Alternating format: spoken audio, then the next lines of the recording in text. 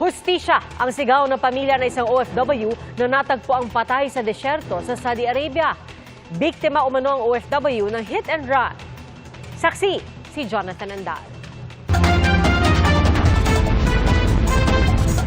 Noong June 11 pa, hinahanap sa Riyadh, Saudi Arabia ang 30 anyos na OFW si Juljiri Agong. Pero makalipas ang 4 na araw, natagpuan siyang patay na sa desyerto.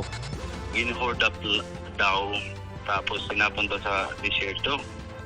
So, tapos isang kwento, taga-saan lang daw, hindi daw gin-hold up.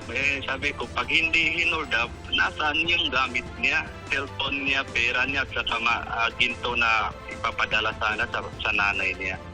Pero hindi raw hinold up si Agong batay sa report ng Saudi authorities na ipinasa sa Pilipinas.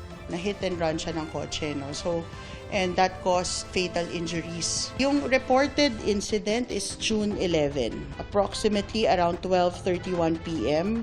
habang tumatawid sa King Salman eastbound road at a non-designated pedestrian crossing. So yun ang natanggap namin. And siguro sa ngayon hindi ko muna bibigay yung detalye, but the vehicle was identified, the plate number was identified, including the concerned driver of the vehicle.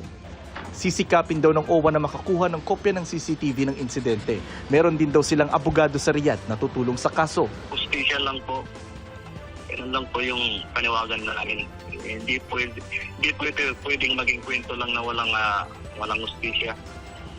Marami pa po tayong mga kababayan doon. Pag hindi po ito inaction ng sigurado, may susunod pa. We stand ready to pursue yung kaso and makamit yung hustisya. The Saudi police are investigating the case if there's possible foul play. Panganay sa magkakapatid si Agong, taga-Hulo, Sulu. Kalahating taon pa lang siya sa Riyadh bilang office and facility cleaning laborer. Sa ngayon, ang desisyon daw ng pamilya, doon na sa Riyadh ilibing si Agong alinsunod sa tradisyon ng mga Muslim. Nangako naman ang gobyerno ng tulong, kabilang na ang financial assistance mula sa OWA at DMW. Para sa GMA Integrated News, ako si Jonathan Andan, ang inyong saksi.